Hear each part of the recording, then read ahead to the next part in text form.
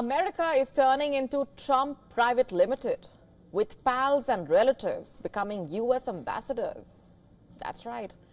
President-elect Donald Trump has named loyal supporter and friend David Perdue as his pick for U.S. ambassador to China. In fact, this was part of the posts on his Truth social network, where Trump dished out appointments to relatives and allies reportedly. This includes real estate developer Charles Kushner, father of his son-in-law, Jared Kushner, appointed as the ambassador to France, and Republican donor Warren Stephens as the ambassador to the UK. Can Trump's friend David Perdue open the path for cooperation with China amid Trump's tariff threats is the question.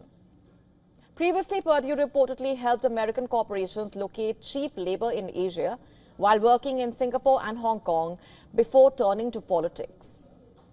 Cooperation is our ultimate goal, quote unquote. That is what he reportedly told Beijing's then senior negotiator during the first trade war. That is based on an opinion post that Perdue penned in 2019. That was an apparent attempt to bring the Communist Party to its knees. In fact, Trump, in a post on his social media platform Truth Social, referring to Perdue, said, "He will be instrumental in implementing my strategy to maintain peace in the region and a productive working relationship with China's leaders," quote unquote. Remember, during his campaign, Trump pledged to impose 60% tariffs on Chinese imports to lure manufacturing jobs back to the United States. The nomination of Perdue, which must now be confirmed by the Senate, follows this pledge. Trump promised an additional 10% tariff over and above the already announced 60% figure if Beijing does not halt the fentanyl flow into the United States. Perdue, in a post on social media X, noted, "Having lived in Asia on 2 occasions, I understand the gravity of this responsibility and look forward to implementing President Trump's strategy to make the world safe again and to represent the United States' interests in China," quote unquote.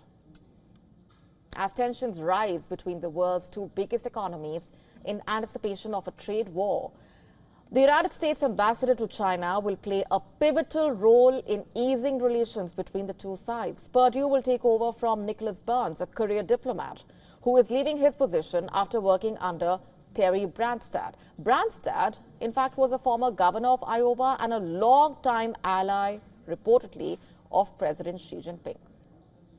Several hardliners on China have been nominated for positions in Trump's administration by the president, including Senator Marco Rubio for Secretary of State and House Representative Mike Waltz for National Security Advisor. In 2021, Waltz had already said that the United States was in a cold war with the Chinese Communist Party. Rubio was about to make history as the first sitting Secretary of State to be sanctioned by Beijing.